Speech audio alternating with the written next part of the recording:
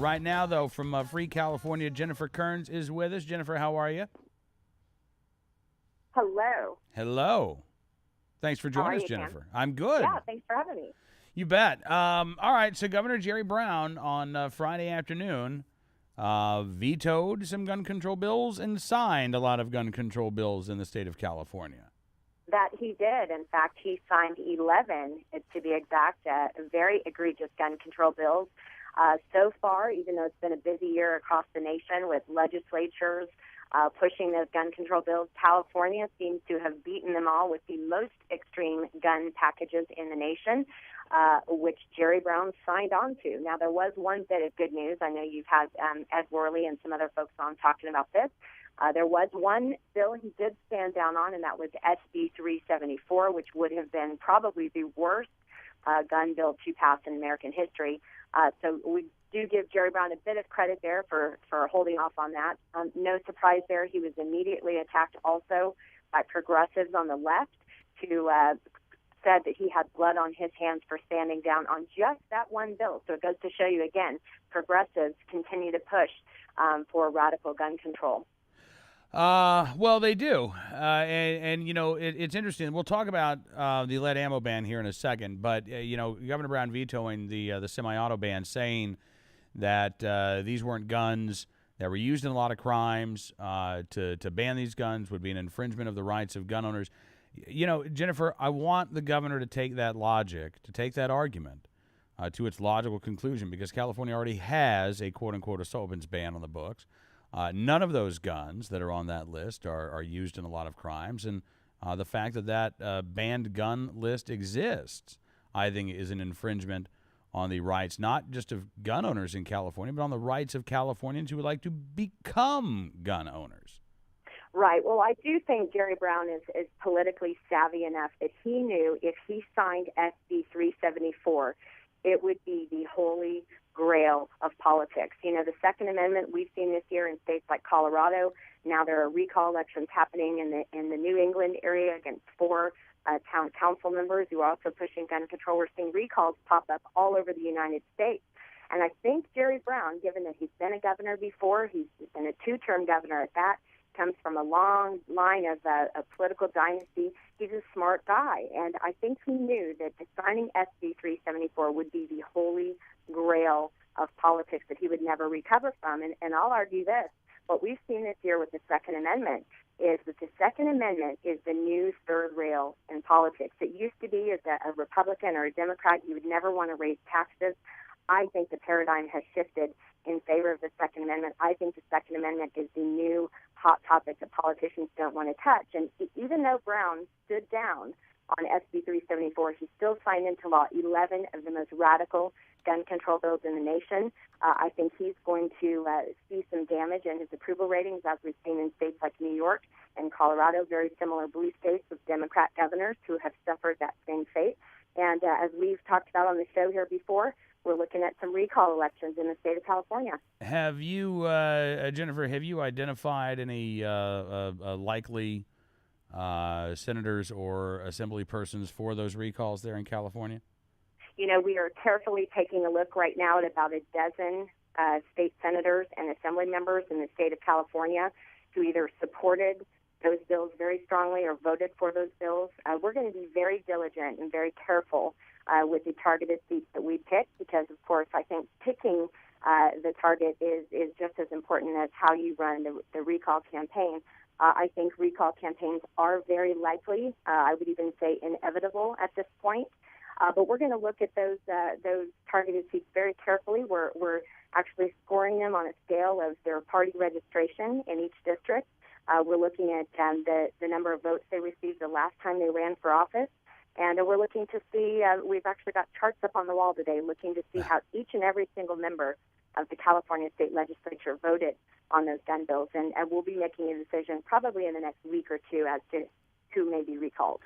All right. Talking with Jennifer Kerns from Free California. And you know, Jennifer, we were just talking, there was a story at the Atlantic about a number of cities in California that are seeing just the cratering of the middle class. Apparently 14% of homes in San Francisco right now that are for sale are homes that middle-class Californians can afford. Similar numbers in Los Angeles and San Diego and Orange County and San Jose. With the governor rejecting this sweeping gun ban, but signing on to the lead ammo ban for hunting, was this a political message to the hinterlands in California, to those non-coastal counties, to the cities that don't have the tech billionaires moving there, that you don't really matter, that your voices are outnumbered, and perhaps your wallets are outnumbered, and so these folks on the coast can tell you how to hunt now? Right. Well, the lead ammo bill definitely most egregious. It's not that surprising that a liberal Democrat governor would not be that connected to the sport of hunting. I hate to stereotype, but I think there's some truth in that.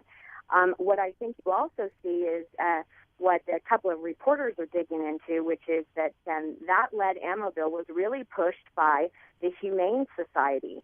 The executive director of whom is based in Sacramento, and by the way, has a very close personal relationship with Jerry Brown and his wife Ann.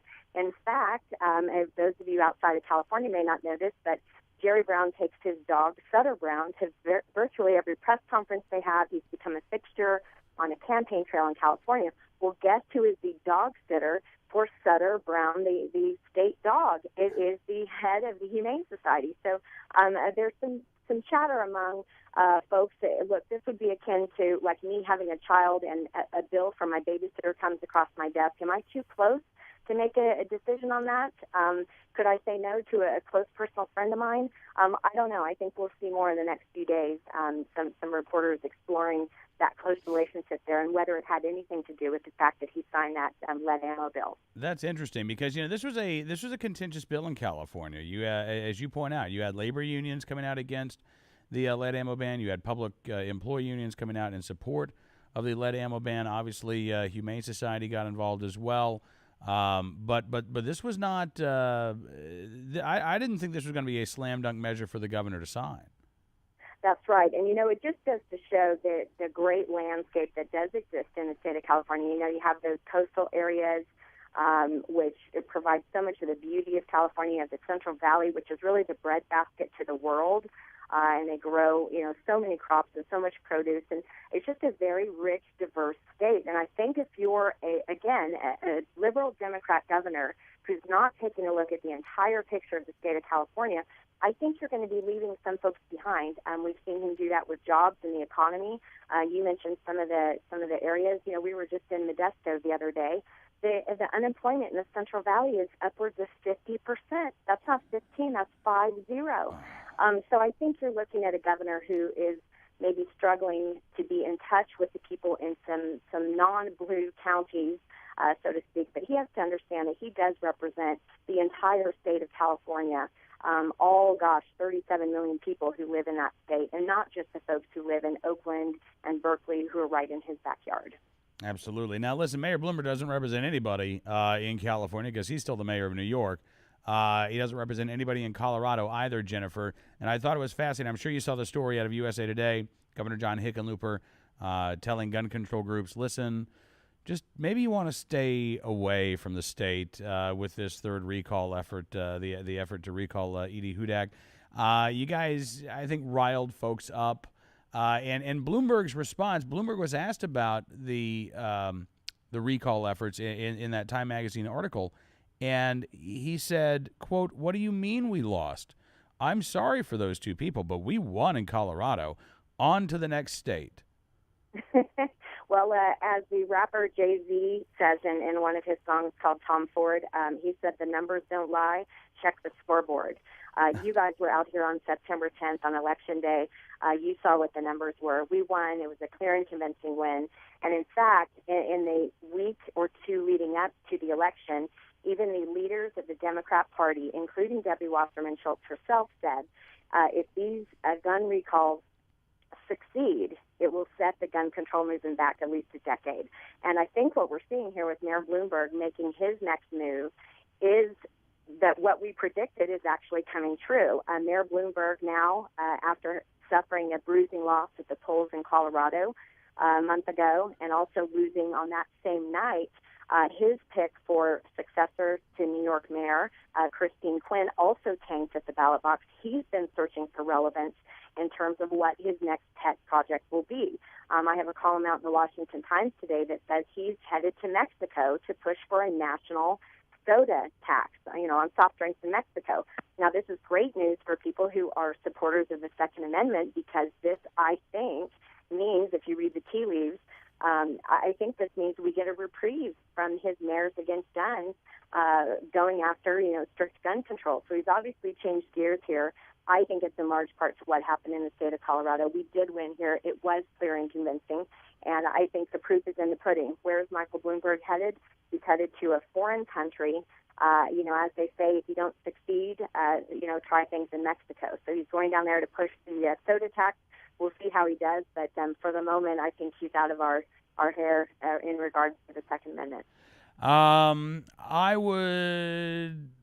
I would not concur, unfortunately, with that, Jennifer. I think Mayor Bloomberg is way too invested in this emotionally as well as ideologically. I think let me put it this way: a reprieve may be the correct word to use, because I think it'll only be temporary.